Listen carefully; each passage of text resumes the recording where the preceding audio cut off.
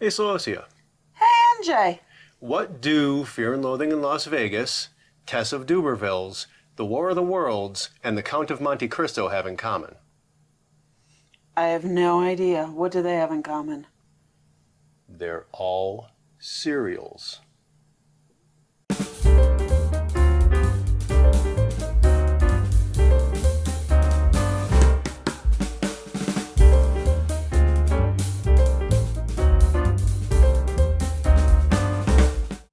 Welcome in, bienvenue, welcome, come on in. I'm NJ Sullivan, and I'm sitting on the floor. Yes, you are. And who are you? I'm Celosia Crane, and I'm also sitting on the floor. I am co-founder and creative director of Lantern Audio Works, and Celosia is co-founder and marketing director of Lantern Audio Works. We are both also authors, Yes. and podcast producers and voice actors. Indeed. And today we are going to talk about serial stories. I'm glad I said serial stories and not serial killers, because my brain went serial killers. And right my away. brain went breakfast cereal. Breakfast cereal. We're going to talk about breakfast cereal. No, we're not. So, serial stories. Cereal stories. It's a very specific way of basically writing a novel that doesn't all come out at once. Yeah. It's telling one long story in installments. But it's a specific way. Yeah. It's one long story. Right. So we have notes behind the camera. Like I just said, it's one long story told in installments. Probably the most famous author who used it would be Charles Dickens. Basically, he built his career on writing serials. The Pickwick Papers. Yeah. A lot of his, not Oliver Twist, I don't think Oliver Twist was, but I think Bleak House was a serial. Yep. Oh, and he actually ran his own magazine that was heavily based on publishing serials. Yeah. And a lot of the stories I grew up loving from the Victorian era were serials. Because that was really the popularization of like newspapers and literary things magazines. like literary magazines, things like penny dreadfuls. Yes. All of that came out of the Victorian era. Now, to create a serial, you don't just take a novel you've written and put it out chapter by chapter. That's not technically a serial. A serial is each segment, each chapter, in most cases, is a story in and of itself. But they make up one long story. I believe War and Peace was also originally a serial, which would make sense considering the length of War and Peace. Yeah. That would be a hell of a risk for a publisher to take. Right. Even if the writer was well known, publishing one huge book, especially in the days before we had EPUB, where there was basically very low overhead. Mm-hmm. You know, they had to pay for paper, they had to pay for printing, and they had to hope that people would buy this book that takes 2 years to read. And they also had to pay for storage. And they had to pay for storage and shipping and shelf space and all of that stuff. Mm-hmm. So a serial was a very accepted and rather common way to get a story out there into the world. And by doing it that way, you have each story, each segment, each chapter is its own story within the larger story. Right. But the larger story is key. Yes, it's not like if you were just to take your novel and release it chapter by chapter, that would be releasing in installments. Right. Whereas each segment or chapter in a serial is building up towards this big story. Right. But it's adding to the larger story. Yeah. It has within each one its own story arc. Right. But connected to the whole. Right. And I am currently working on a few serials, actually, and I know you are as well, for our audio dramas. Yes. And so we're going to talk about kind of how to write a serial, and we did get some of this information because other people say things better than we do on a fairly regular basis. We will be putting the how to write a serial where we got our information from, and quite frankly, I learned something doing this research, so we will be putting that link in the description so you guys can go right to that. It's not a very long article. It's from Masterclass. Oh, very so, nice. yeah, it's a reputable source. Yeah. We always try to find reputable sources. Mm-hmm. But, yeah, we've basically covered what a serial is. Yes. Now, one key thing that you have to remember when you're thinking about writing a serial or publishing a novel, because they're mostly novels, as a serial, is serials are not episodic. Right. They are not individual stories that are connected by characters. They Right. are one long story. The storyline continues throughout. So to give examples of things that are episodic, the first thing that popped in my mind was the Shadow audio dramas. Or the X-Files. Or the X-Files. Monster of the Week. Yes, or Monster of the Week, but you're introduced to a problem and the problem is solved by the end of the episode. Or the Sherlock Holmes short stories. Mm-hmm. Those are all episodic. You can read them out of order. Yes, time does pass within the world for the characters. But each story stands on its own and is not a part of the larger narrative. Or the larger narrative is not the key element. Right. The individual story is the key element. And that's really what separates serial from episodic is in a serial, the main focus is on the long arc. Right. And in an episodic, the focus is on that single arc, that single story being told in that episode. There can be longer arcs within an episodic series, but the focus is not on those. Yeah. The percentage of time spent on those is significantly lower. And you want to take a little bit of time and talk about how to actually write one? Sure. Let's do that. All right. So how does one go about writing a serial? Interesting.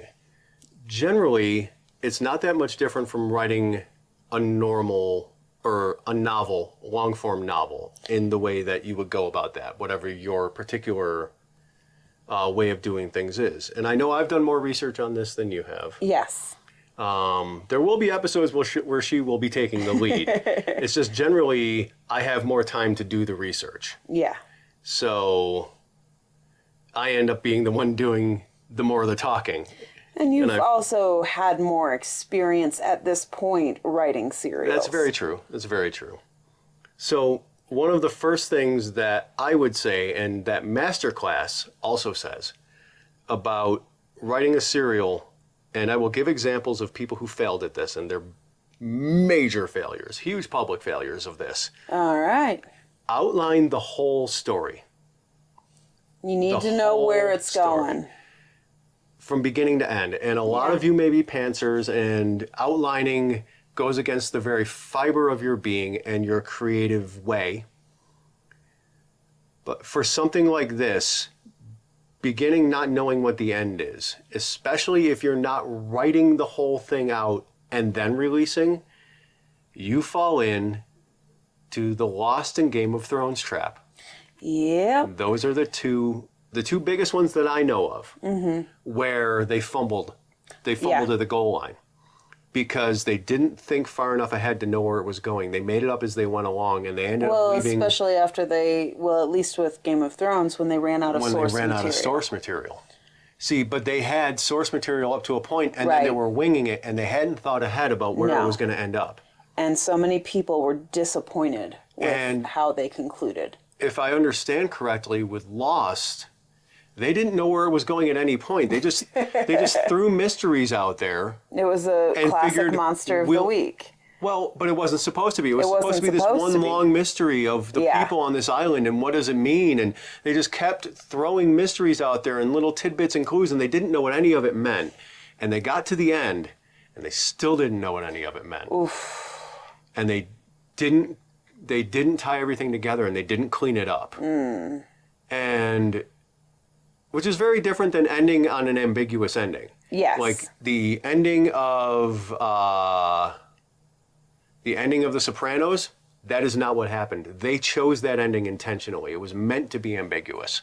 You don't know what happens next, and you're not supposed to. That was intentional. Or Inception. Yeah. You know, does the what are those things called? Brain just went completely blank. Spinny on a does the top fall over? That was the big question at the end of Inception. Because if the top doesn't fall over, he's in a dream.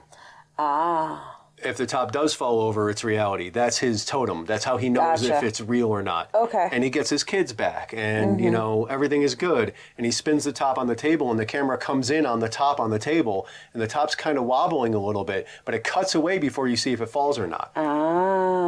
So it was an intentionally ambiguous ending. That is different than not doing your homework.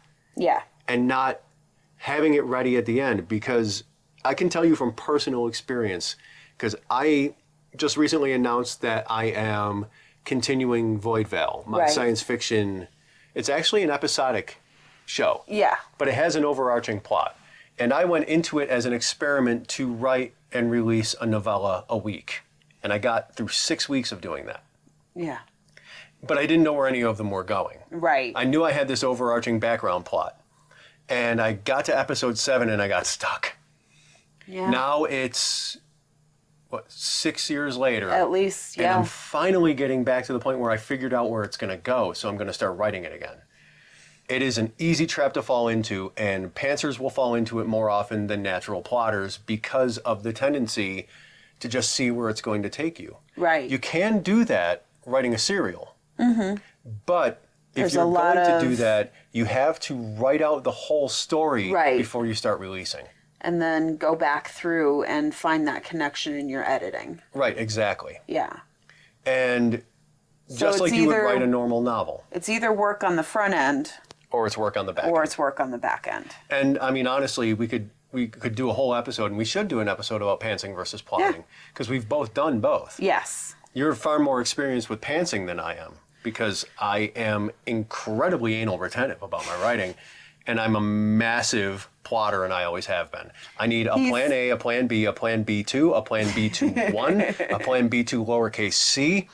You know, like, I'm that guy. He's actually teaching me how to be more of a plotter.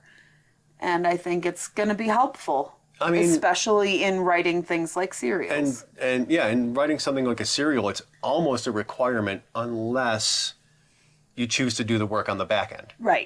Because that's the difference between pantsing and plotting. Pantsers choose to do all the work on the back end for the joy of exploration as they tell the story. Plotter, for me personally, my personal view on it as to why I choose one or the other. The joy of exploration while writing the story. Plotters do the exact opposite. We explore in the plotting, and then we take joy in the writing, knowing it's like going on a road trip. There are two ways to go on a road trip. You either plot out a route and enjoy the scenery, or you don't plot out a route and you enjoy the discovery. Really, let's do an episode on that. Let's do an episode on pantser versus plotter, where we just get all philosophical about that crap. All right, we're gonna do that. So anyway, back to what we're supposed to be talking about. Sorry. You pull, knowing what the story is going to be before you start writing it, you can include the next thing, which is I have notes. Basing it around the characters, because the plots will change.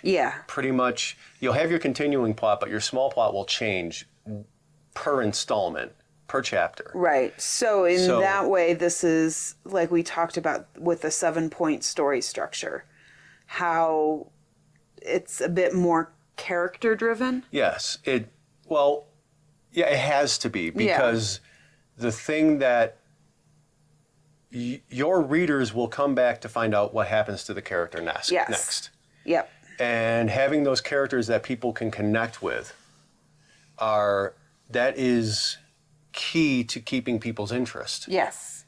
So basing it around the character's journey, like Spaceman, a sci-fi audio drama I'm working on, the entire 3 or 4 or 5 first episodes, he is the only named character.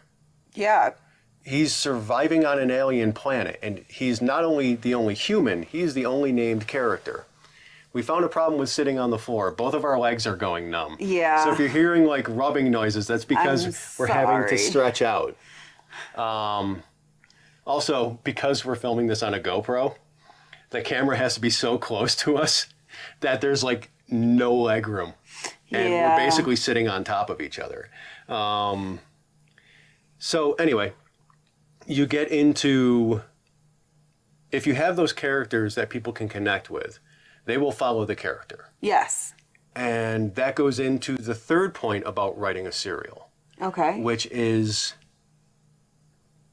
at the end of every installment, chapter, whatever term you want to use, there has to be something to keep the reader's interest, or the listener's interest, or the viewer's interest. You gotta get them to come back. You gotta get them to come back. Now that can be a cliffhanger, or it can be a conclusion that leads into something else, that foreshadows something else happening next. And part of that is you want them to care about what happens to this character or these characters next. Yep. You want them to come back to find out what happens next. And that's why if you ever go back and read The Hound of the Baskervilles, read it as though each chapter came out a month apart.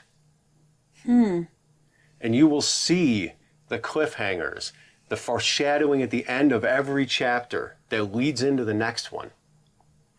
Because he had to have the readers come back for that next one. Yeah. Every single time. Or, I'm trying to think of some of the other ones. The Count of Monte Cristo, I read that so long ago that I don't have it fresh in my head. Yeah. But it was written in the same manner. And that honestly surprised me, because I've only ever thought of it in the form that I know it as, which is a novel. Right. And of course, all the books we've mentioned have been published as novels, fully bound together novels since. And they were always meant to be kind of viewed as novels, but novels in installments. Now the trick to that is you have to keep interest in between. You can't have 2 or 3 lull chapters in the middle. There always has to be something.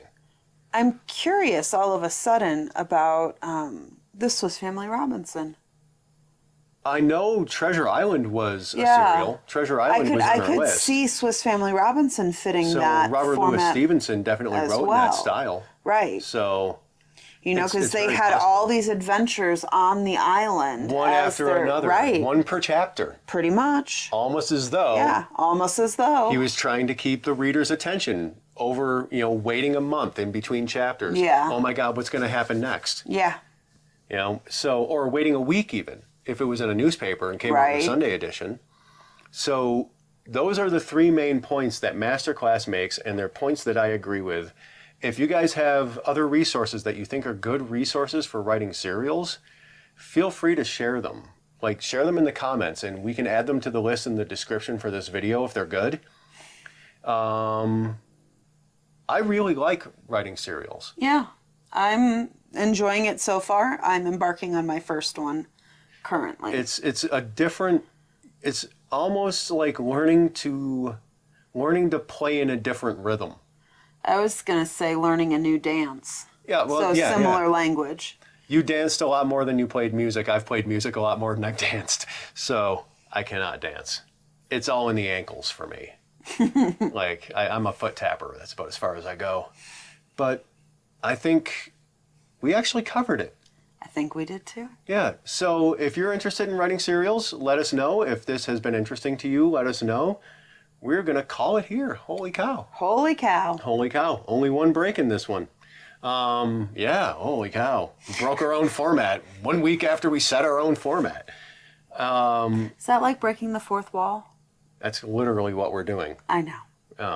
Anyway, so it's better than making jokes about cereal, because I was on the verge of that as well. Oh, good. Oh, dear Lord. My wife makes dad jokes. I'm not sure exactly what that means.